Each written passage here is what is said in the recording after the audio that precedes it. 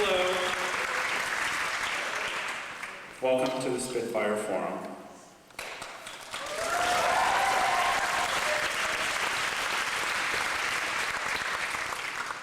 My name is Krist Novoselic, and I will be your moderator tonight.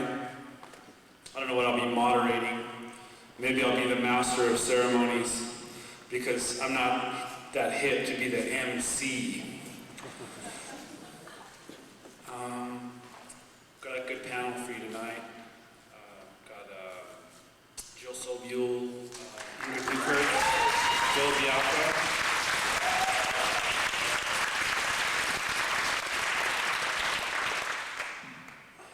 Okay, so I guess we'll get the ball rolling here. Maybe I'll get a glass of water.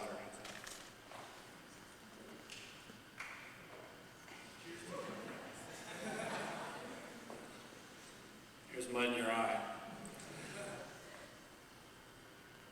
Okay. Well, I'm going to start things off tonight. I'm going to talk about meaningful electoral reform. I'm not going to talk about chads or dimples or, absentee ballots. I'm going to talk about something that's really not on the radar screen. And what's not on the radar screen is the United States as an inclusive democracy. And I want to speak about the universal democratic value of inclusion. Tonight I want to expose the real crisis of taxation without representation that millions of hardworking Americans suffer from. So, if we are truly lovers of liberty and democracy, we must reject the indignity and inequity our current exclusive democracy thrusts on us. So I want to look to proven and successful electoral methods that give all Americans a voice in the only true democracy, and that's inclusive democracy. So there's a lot of stuff going on in the world right now, but things are happening in regards to rethinking our democracy. There's legislation in Congress in regards to national standards for voting machines. And in the wake of the Florida recount fiasco, the National Commission on Federal Election Reform, chaired by former Presidents Carter and Ford, they're putting forth some proposals like making Election Day a holiday, like Veterans Day, or making felons eligible to vote. While these are all proposals worth considering, I feel that the core of the problem, the single seat, winner-take-all districts that comprises our system is still nowhere on the radar screen. They're not going to talk about this. You see, single-seat, winner-take-all electoral districts are to the two-party system what the pincer move is to a successful military campaign. In the United States, our current electoral system is basically divide and conquer. Our leaders, they beat the drum of freedom and democracy, but they keep the dirty little secret of American democracy to themselves. You see, in the United States, we do not choose our leaders. Our leaders choose us.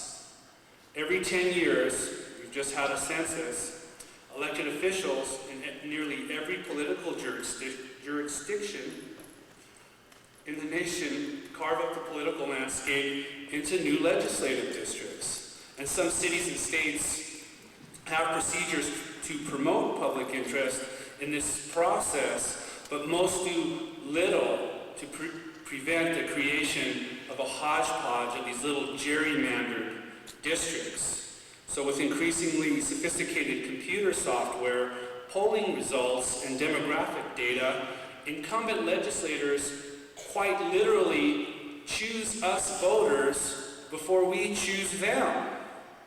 So the result of this redistricting process most voters are locked into one-party districts where their only real choice at election time is to ratify the incumbent or heir apparent of the party controlling that district.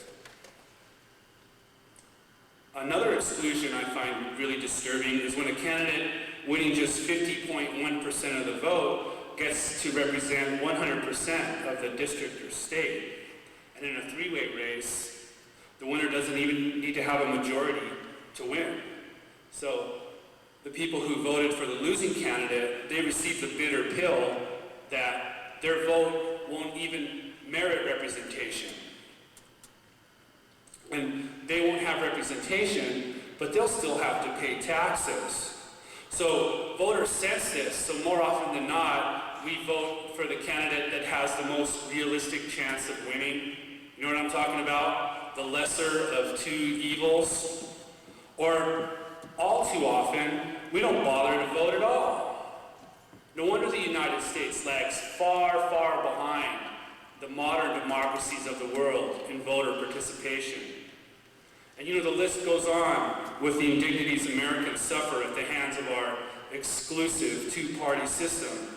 You know, $1,000 a plate major party fundraisers are exclusive to the overwhelming majority of hardworking Americans who can't afford to shell out that kind of cash. Multi-million-dollar election campaigns financed by a candidate's own money are exclusive because it gives that candidate an unfair advantage. You know, a campaign contribution to a candidate or party is too many times an investment in protecting financial interests. Special interests many times hedge their bet on both candidates or parties.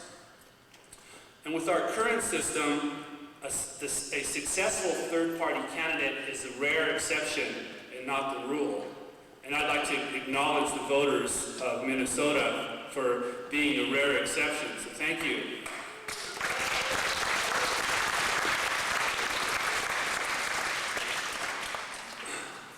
So that is the rare exception and not the rule. So this situation makes no incentive to most corporations or high-end donors to contribute to third-party candidates. And it's this fact that makes the foundation of our American political duopoly. You know, an exclusive democracy is when our election structure creates the conventional wisdom that voting for a third-party candidate will be a wasted vote. Did anybody tell you in the last election that if you were going to vote for Ralph Nader or Pat Buchanan, that you were going to be throwing your vote away? Well, you know what that is? That's nothing less than saying that the voting booth is a garbage can. Or if you're a green voter, a recycling bin.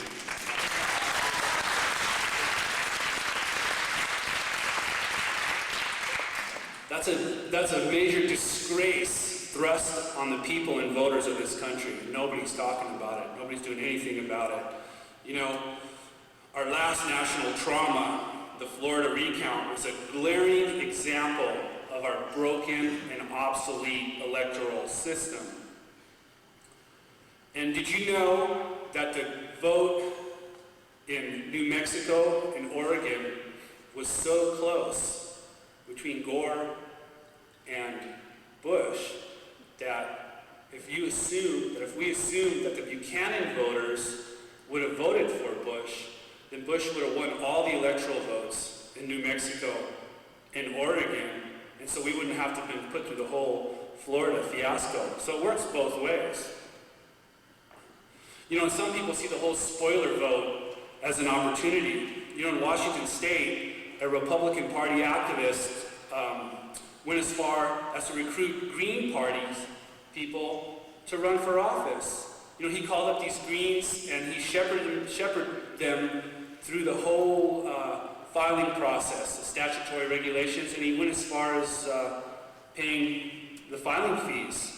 But then they started to catch on to him, because they would have meetings at these greasy spoon diners, and this guy would order like roast beef sandwiches and cocktails and smoke cigarettes, you know, and I don't want to stereotype like a Green voter, but something wasn't right. So they figured him out, and they found out what his agenda was. that he was causing mischief, that he was just a cynical prankster and an opportunist, so they gave the money back. You know, politicians lament voter cynicism, but I believe that the cynicism is coming from the top down and not the other way around. You know, our American democracy is an exclusive democracy, and I believe that calling for an inclusive democracy is the most patriotic thing anybody can do today.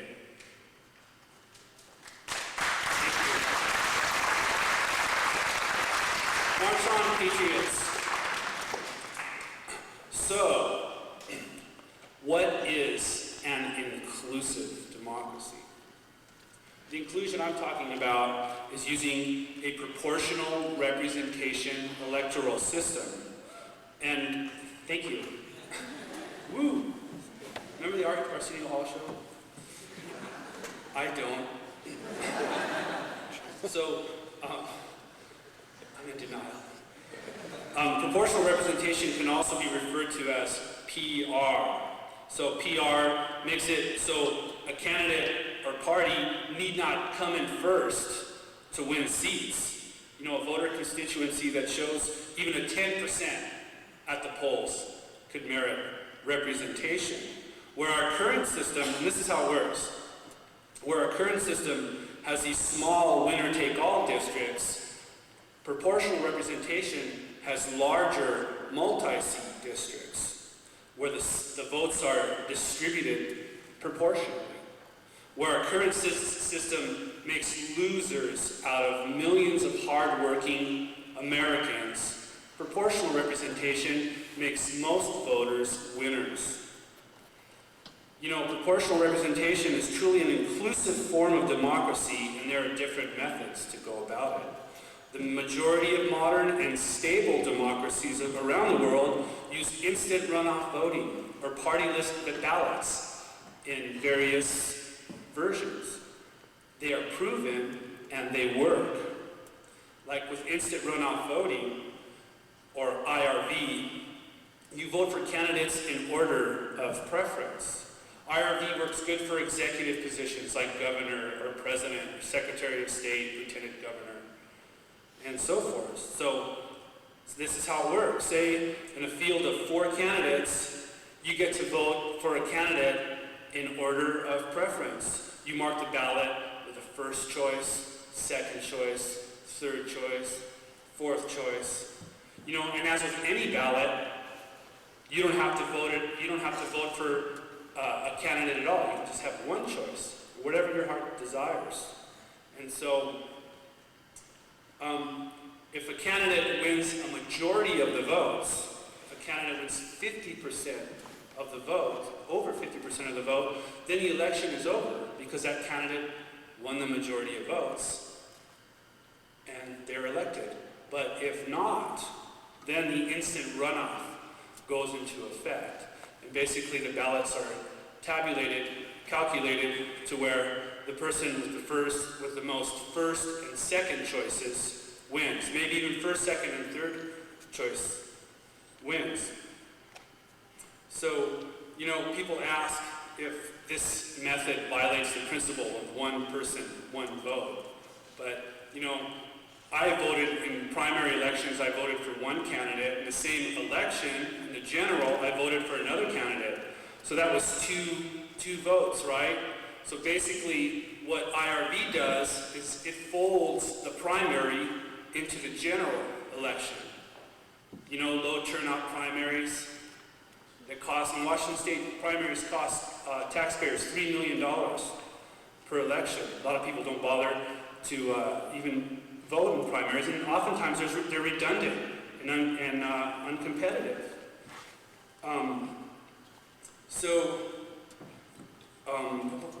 Mudslinging is reduced because candidates not only compete for first choice votes, but they go for second choice votes too. And as I said, candidates or taxpayers and candidates save money. The candidate saves money because effectively they don't have to run 2 campaigns. So that reduces the incentive to go after special interest campaign money. Another method of proportional representation is party list ballots, which is most for legislative bodies. And that's how the multi-member district works. So with this method, you don't vote so much for a candidate as you vote for a party. And each party publishes a party list for that district or state with the names of its members that could be elected to the legislature. So the top of the list is that party's, the candidate at the top of the list is that party's standard bearer, thus they'll be the most visible in the election. And subsequent party names are printed in order of potential succession. So in a 10-seat district, the Democrat Party would have 10 candidates, the Republican Party would have 10 candidates, the Green Party would have 10 candidates, the Libertarian Party would have 10 candidates. And then the seats, and depending on the percentage of votes won, that party would win a percentage of seats. Say if a party came in with 40% of the vote, then they would win 4 seats, and the top 4 names on the party list would be elected to the legislature. So, these are systems that the majority of democracies around the world use. And indeed, many of these democracies use a parliamentarian system, but I want you to know that I'm not advocating a parliamentarian system. When people criticize proportional representation, they always talk about how the legislature is going to be fractured, or there's going to be a coalition, and the coalition will collapse, and nothing will get done. But these are problems associated with the parliamentary system. So, like for example, when Senator Jim Jeffords left the Republican Party to become an independent, the result was a power change in the Senate because the newly independent Jeffords formed a coalition with the Democrats. So all the committee heads changed, and there was an orderly change of power. But basically, the United States Senate is there's a ruling coalition between the Democrats and one independent. And that's not to say that Jeffords can't vote with the Republicans anytime he wants. The Arizona State Senate has no majority because that chamber is split 50-50 right down the center. But the way they do things there is that they have floating coalitions that are formed around an issue. In our federal and state government, legislators cross party lines all the time. So, PR, proportional representation, will not cure partisan bickering and procedural maneuvers that lawmakers use to stall legislation. But I want to ask you, if you can think of something that will, please let me know. And, minority or splinter parties can have a disproportionately louder voice in a majority coalition, especially if they threaten to leave and lose the majority for that coalition. But the proven remedy to this is, to minimize this, is to have a threshold to qualify for election. Like where your party won't even get elected unless it gains a minimum of 5 or 10 or 20% of the vote. And this is what keeps modern proportional representations like in Germany and Denmark and Norway, the majority of democracies around the world, keeps them stable and keeps them working because proportional representation is proven and effective. So I want to give you 5 reasons why proportional representation will improve our democracy. Number 1, voter participation will increase. And that was proven in the last Minnesota's governor's race because Governor Ventura, he brought more choices to a bland Republican and Democratic ticket, and non-voters came out and voted for him, and he got elected.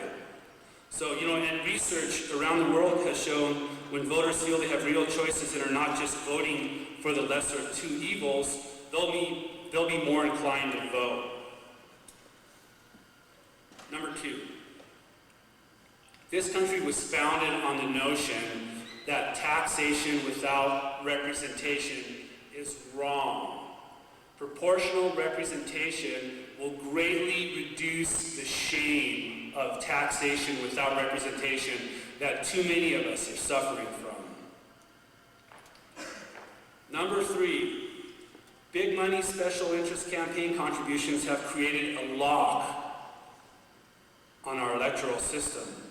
Third parties are shut out because of high campaign costs alone. So PR encourages grassroots efforts because the goal of becoming elected can be within reach. And proportional representation invites diversity. Number 4, proportional representation does away with costly, mostly redundant, low turnout primary elections. Taxpayers will save time and money. And number 5, PR will eliminate the problem of spoiler candidates. No more wasted votes. No more voting for the lesser of two evils. Proportional representation ensures majority rule by proportionally reflecting the ideological makeup of the electorate. You know, we're coming up on the 30-year anniversary of the 26th Amendment to our Constitution, which lowered the voting age to 18. There was a war raging in Southeast Asia, yet the idea of democracy had a chance to evolve to include young people. And since then, young people have had the opportunity to vote in 7 presidential elections. In 1965, at the start of that same painful conflict, that marked the Voting Rights Act. And it was signed into law, making democracy more inclusive towards Americans of African descent and others who were excluded because of prejudice. And it was in 1920 that women finally got the right to vote. They won the right to vote. And all of these events are looked back with pride because it demonstrated an evolution of democracy founded on one principle: inclusion. You know, there's a lot of talk these days. You know, these are heady times. There's a lot going on, and there's a lot of talk about freedom and democracy. But the sad truth is, within the last 12 months, freedom and democracy have contracted in this country. And we have to remember that these 2 core principles of our nation, freedom and democracy, they are not mutually exclusive. And remember that the last November, the world laughed at us and our crazy electoral system. It was disgraceful. You know, I would be content if people were to just start talking about proportional representation as an electoral form. And I'd also like you to know, in the Minnesota State House, House Bill 327 is being considered. It's an IRV bill. So if you agree that IRV is a solution, that proportional representation is a solution to our current exclusive democracy, please call your representative and tell them to vote yes on House Bill 327. Well, in closing, you know, I hope I've made the case for a more inclusive democracy, and in the process, I made the case for a stronger America. Thank you.